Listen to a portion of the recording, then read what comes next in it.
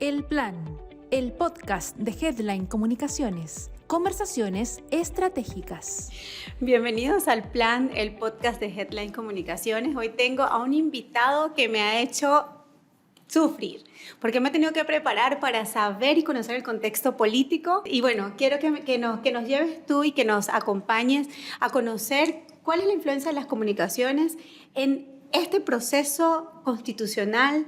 Estamos informando, desinformando a la sociedad. ¿Por qué hay una falta de interés? Quiero que abordemos, esta es la intención de esta conversación, ¿sí? Bueno, Axel Callis, bienvenido al podcast.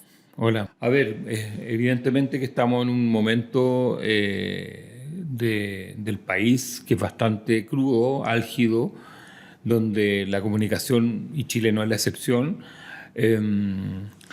tiene los atributos y las enfermedades que tienen todas las sociedades en este minuto en América Latina y en el mundo en el fondo, que es una gran volumen de información, una muy alta dosis de no discriminación comunicacional, y tenemos lo que se llaman, de una u otra forma, lo que algunos teóricos han llamado la sociedad de las 4D, y una de las D es la desinformación, la desconfianza, bueno, y otras D más, pero desinformación y desconfianza juntas hacen un cóctel muy malo. Las personas creen que están informadas porque reciben volúmenes, pero no reciben ideas, no reciben reflexiones, y por lo tanto las decisiones que se toman asociadas a la supuesta comunicación no son sustentables. Y en ese sentido se hace cada vez más ligera la opinión pública y claro, va cambiando porque antes, yo estoy hablando en los últimos 20, 25 años, la opinión pública se generaba de ciertas interlocuciones, columnas, editoriales, nutrientes de la comunicación. Hoy en día se hace del compartir eventos. Es decir, la fuerza comunicativa no está en el contenido ni en la profundidad del análisis, sino que está en el volumen del análisis. En la élite todavía sigue habiendo mayor profundidad con respecto a ciertos autores, ciertos libros, ciertas tendencias, pero a nivel de la opinión pública lo que importa es el volumen. Si algo se hace viral, es importante, más allá que si es importante verdaderamente. Entonces, todo ese contexto hace que el Consejo Constitucional esté, yo diría que este segundo consejo esté en un rincón de la desinformación y está castigado por la opinión pública. La gente no quiere saber de esto. Las razones son múltiples, pero todo, yo diría que una de las razones más importantes es la crisis de representación política que hay, la crisis de representación de los políticos también, y de esta forma de tomar decisiones. Hacer un Consejo Constitucional donde la población en general, el volumen de los 14, 15 millones de electores no están motivados a interiorizarse de eso, hace que sea cuesta arriba, y en contexto de crisis de la política, crisis de la representación, y eso es muy interesante porque la crisis de representación era que todos nosotros, los que están aquí, los que están viendo, traspasábamos a una persona la capacidad que nos representara. Después, en algunos casos le dábamos un mandato para que ni siquiera nos consultara y operara, como dicen las democracias modernas, por su lado, por lo que es la historia de esa persona. Y hoy en día tenemos un consejo que yo hice una pequeña explicación la semana pasada en un diario que se llama Exante, donde dije que esto estaba muerto. Y yo creo que hasta el minuto no hay ni un signo que uno pueda decir que este proceso tiene vida en términos de futuro, cuando hablo de vida, futuro. ¿Y de dónde nace esa inapetencia? O sea, ya nos has comentado que hay una crisis política interna que está pasando en todo el mundo. La gente no está votando en contra, la gente no está votando en favor, está votando en contra. No está de acuerdo con los candidatos. ¿Por qué pasa esto?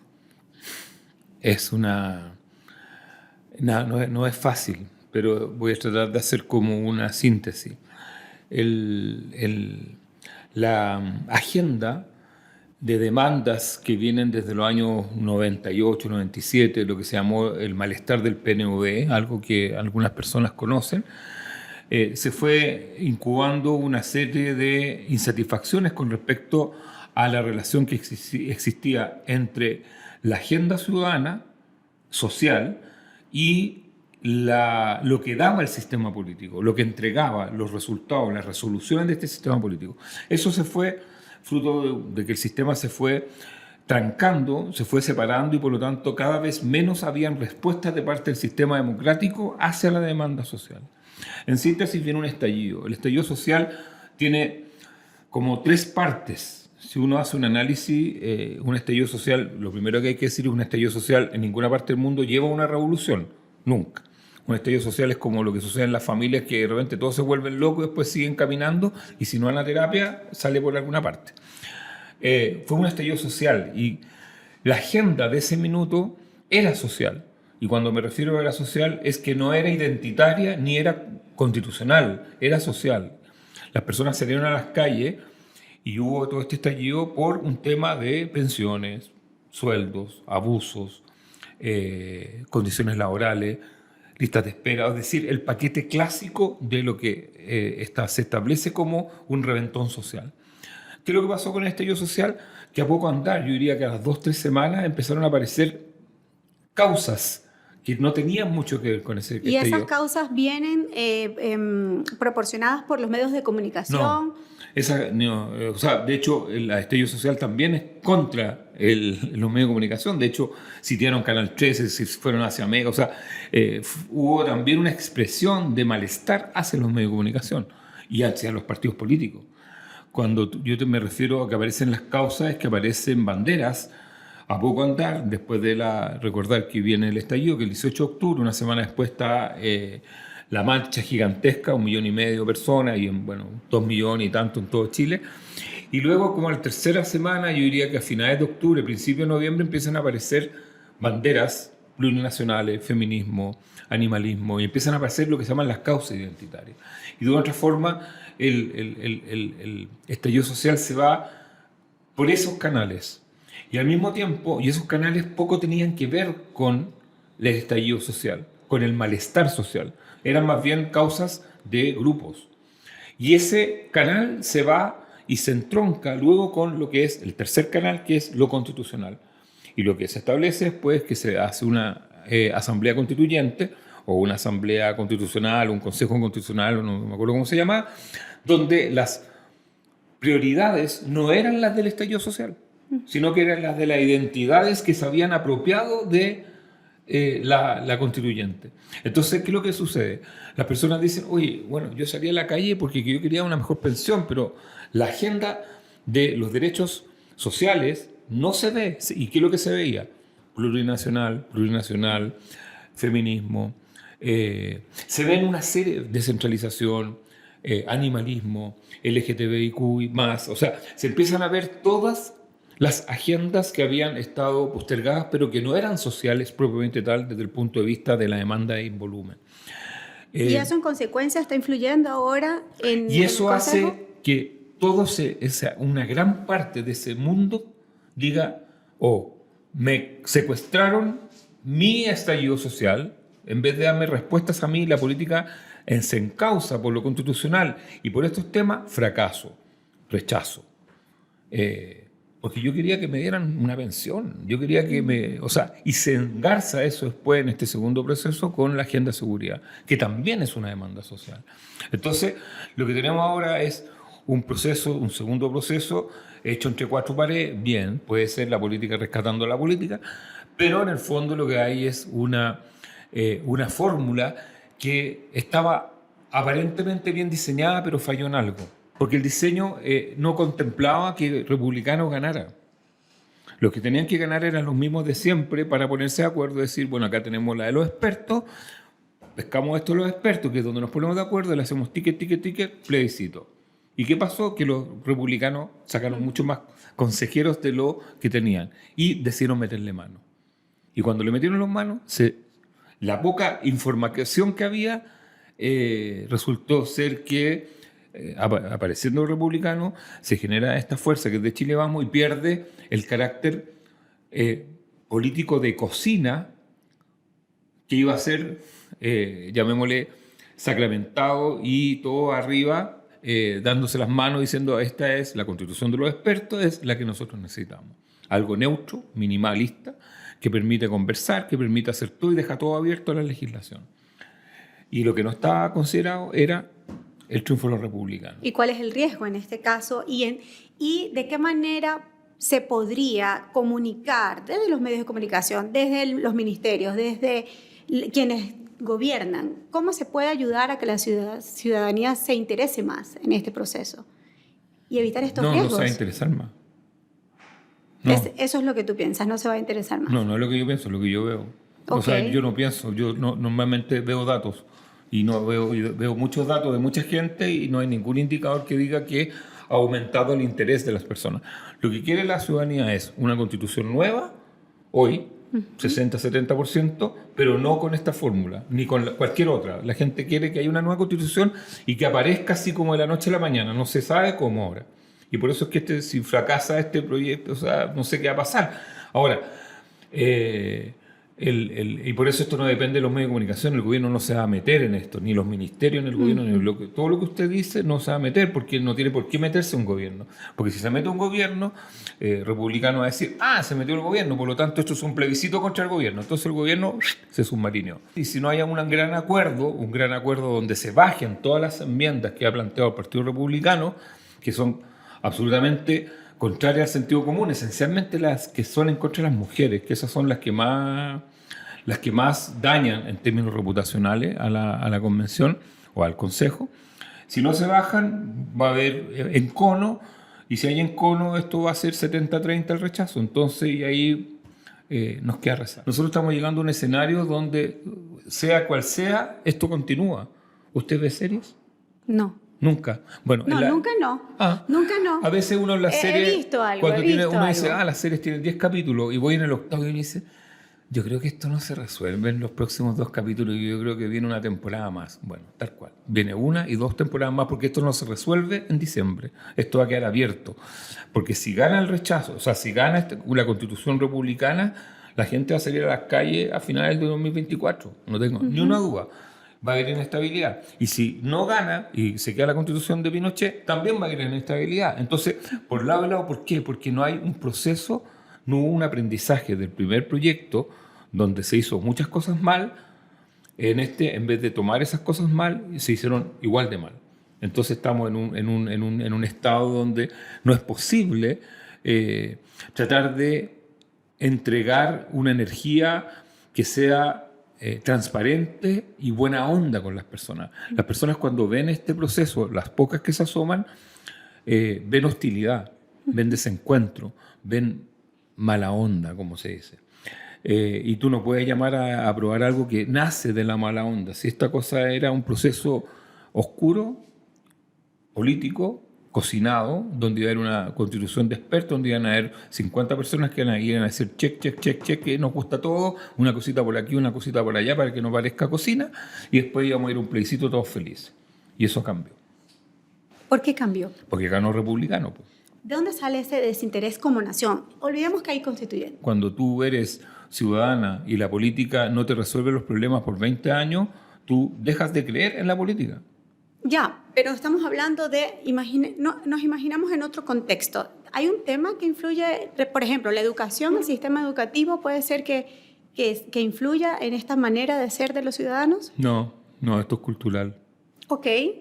Esto es cultural, tiene que ver con una forma de entender la sociedad, tiene que ver con una anomia generalizada de los últimos 5 o 6 años que va aumentando, tiene que ver con una forma de resolver nuestros problemas que se separan de lo que lo que es la civilización europea o norteamericana. O sea, basta en Chile, nadie participa en política como lo hacen los Simpsons. O sea, uno ve los Simpsons y uno dice, Homero está metido en las reuniones de la alcaldía. Acá en Chile nadie iría a una reunión de los alcaldes. O sea, falta civilidad, falta una formación que nos diga que si nos reunimos todos y buscamos soluciones en conjunto, esas soluciones van a ser mejor que si cada uno se salva por las libres.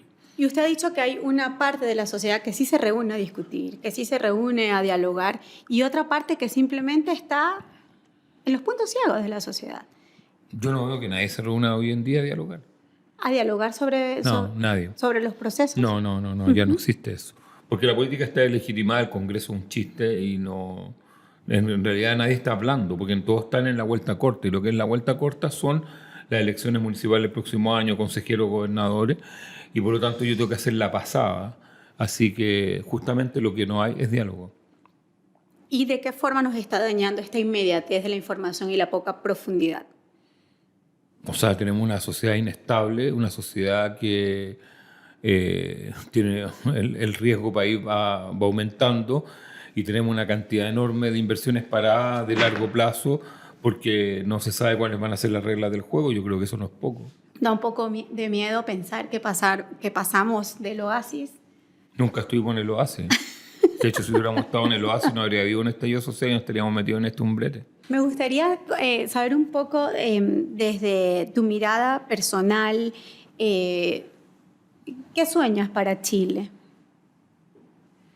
¿Qué sueño para Chile? Estaba viendo el debate de Argentina, y en el debate argentino habían 5 candidatos, hay 5 candidatos, y los temas que se debaten son economía, educación, derechos humanos y convivencia democrática. Me gustaría que en Chile hubiera temas en la televisión y en los medios como esos. Acá en Chile se habría hablado de economía, finanzas, exportación, política y obras públicas. Es como un país comercializado. Es un país que ha perdido el alma, que se perdió confundió el mercado con la felicidad, y ahí se fue todo a no sé dónde. ¿Cómo hacemos para recuperarlo? Es que no se puede recuperar algo que no se ha tenido nunca. Esto se trabaja. Las civilizaciones se entienden que eso parte en la familia, parte en la educación, parte con lo que se llama el capital cultural y capital social. Y cuando tú tienes pocos capitales, cuesta mucho que eso se empiece a formar en algo lento. Lleva decenas de años. ¿Podemos partir hoy? En este contexto no hay ninguna posibilidad. De ninguna posibilidad. Ninguna. No sé, porque es como que me surge esta idea de, y esto es una impresión muy personal, de que ese sentimiento autocrítico que tiene conductualmente el chileno, a mí me encanta, porque es que yo vengo del Caribe y nosotros no cuestionamos nada, somos hiperoptimistas. Entonces encontrarme con un pensamiento crítico tan severo a veces, pues como que me sedujo al principio, pero escuchándolo me hace sentir como que hay una desesperanza. Es como mirar que estás cerca del desarrollo, pero no lo puedes tener. Es como el horizonte. Estás ahí, lo miras, pero no lo puedes alcanzar. Y Chile llegó en un minuto a estar muy cerca no del desarrollo, sino que del camino al desarrollo. Pero para eso tendría que haber diálogo, entendimiento, una nueva clase política. Tendrían que haber... te voy a poner un ejemplo. Yo hace un mes atrás fui a un funeral, por ejemplo. Es algo que me ha pasado este último tiempo, que cada vez voy más a funerales. No sé si estoy viejo también, pero se están muriendo los papás de mis amigos y se están muriendo algunos amigos, no sé. Bueno, de Belisario Velasco. Entonces resulta que voy al funeral de Belisario, allá en la iglesia en Vitacura, y adentro había gente de extrema derecha, había militares, habían carabineros, había gente del PC comunista, había de todo tipo todos más o menos de setentones, muchos de ellos. Entonces, y está Eduardo Frei, el expresidente, y todos decían, Belisario fue un gran hombre porque habló con mucha gente, porque fue capaz de reunirse con mucha gente. Y ahí había una idea de país que existía, que viene en los años 30, 40, que fue interrumpido por el golpe de Estado, pero había una idea de convivencia, y había una idea de política, y había una idea de que no obstante nuestras diferencias podemos conversar, podemos entendernos y podemos buscar soluciones. Hoy, en la clase política, nadie quiere buscar soluciones a largo plazo. La Constitución no deberían haber resultados de la votación de la Constitución, porque si la Constitución alguien gana por 51, 52, 53%, no gana nadie. Se necesita que alguien gane con un 75, 80%, porque esto no es elegir un concejal. Esto es elegir algo que es el conjunto de normas, valores y principios con los cuales nos vamos a entender para los próximos 30, 40 años. No estamos hablando del reglamento del colegio, el reglamento de la oficina, o a qué hora tú llegas temprano. No, estamos hablando de algo que tenemos que compartir. Y esa idea, con esta clase política, con esta generación, es imposible, porque ellos están en la corta. Sí, y es preocupante, ¿no? Porque Y no si tiene necesitamos, solución. bueno, pero humanamente necesitamos tiempo para que se gesten proyectos a largo plazo. No podemos pensar que un sistema político con un proyecto político se va a resolver de la noche a la mañana. Lo que pasa es que el consumo diario, del día a día de las personas, es muy inmediato y nos hace pensar, idealizar que los procesos humanos son inmediatos. ¿Cómo ayudamos? Y se lo pregunto porque usted es un comunicador, sale en la tele hoy día, en Canal 3 está saliendo nuestro maravilloso espacio conversatorio acá en el podcast de Headline Comunicaciones. ¿Cómo hacemos? ¿Cuál es nuestra labor como comunicadores? Evitar el impulso. Administrar los impulsos. Elegir en vez de reaccionar. O sea, en vez de decir like a algo que usted quiere escuchar, decir, si yo le quiero hacer like, es porque lo más probable es que venga de alguien que es cercano a mí, que piense parecido a mí. Uno, mientras más like le hace a personas que uno conoce, más nos separamos de los que no conocemos. Y mientras más nos separamos de los que no conocemos, más rígidas son nuestras posiciones. Y mientras más rígidas son nuestras posiciones, menos capacidad tenemos de entendernos.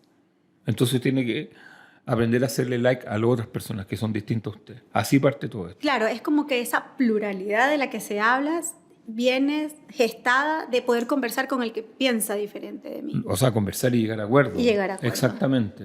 Pero No ganarle. En Chile está muy puesto esto de ganarle. Le gané la conversación. Me impuse. Eso es suma cero, al revés. O sea, no constituye. Estamos en una sociedad donde el ganar y el ranking y los ratings son los que gobiernan. En los países desarrollados... Porque es lo que vende más.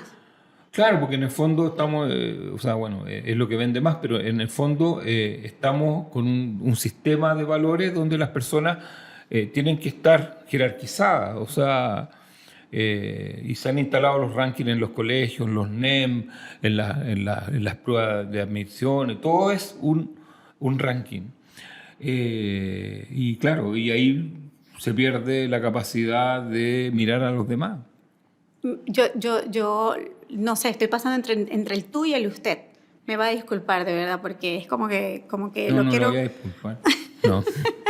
Porque estoy pensando entonces que eso que dice suena más a una conexión mucho más profunda con el ser. Es como desde qué lugar estoy conversando, dialogando, construyendo sociedad, entregando. ¿Estoy desde el ser o desde la optimización de mercantilizar mi empresa, mi negocio? O sea, en el fondo, al final, yo creo que es cosa de pescar cualquier libro y vea cómo terminan los millonarios regalando la plata porque no saben qué hacer con ella. ¿Sí? O sea, ahí está ahí está la respuesta. Claro, y en el fondo tiene que ver con una mirada de la sociedad que tiene que ver con la integración, que tiene que ver con que o sea, el gran problema que tenemos hoy en día en Chile es el tema de la seguridad y la criminalidad. Y para eso hay dos caminos. El camino de construir cárceles, bien, y el camino del desarrollo, que también no son excluyentes uno a otro. Uno puede ir construyendo cárcel, pero al mismo tiempo tratar de que la gente no se vaya haciendo estas fábricas de niños que hacen portonazos. Y para que los niños no hagan portonazos, tienen que entender, las familias, comprender que ir al colegio a la larga es un buen asunto en términos de que la persona puede llegar. Y entonces, pero eso tiene que ver con que hay una formación, con que hay hogares, con que no hay pasta base en la esquina, o sea, tiene que ver con una serie de elementos que hoy no están. Entonces, al final lo que hay prima el encierro y prima la segregación y el amurallamiento. Entonces empezamos a construir ciudades dentro de las ciudades. Y claro, y cuando uno sale de las ciudades le hacen el portonazo. O sea, pero en el fondo es una mirada integral y que para Chile no está bien aspectada para nada. O sea, yo diría que en América Latina Chile era un país que pintaba, tenía buen futuro. Hoy en día no es un país que tenga buen futuro. Yo soy más optimista, tengo que confesar. A mí este país me ha dado muchas cosas maravillosas. Igual, estamos poniendo en práctica lo que estamos intentando hacer con este capítulo, que es ser diversos en la opinión, ser diversos en la comunicación, y de esta forma es que se construye y se agranda, se expande el pensamiento, ¿no? No solamente se queda en una sola mirada. O sea, bueno, esa es la idea me imagino que si ustedes invitan a un coaching va a tener una mirada mucho más positiva del ser humano. A mí me hacen hacer análisis político y yo digo, no, por la política no vamos bien aspectados. A lo mejor por el fútbol tampoco. Tal vez el rugby es lo único como que la esperanza que tenemos, no sé, pero lo que pasa es que uno siempre se mide en base a lo potencial.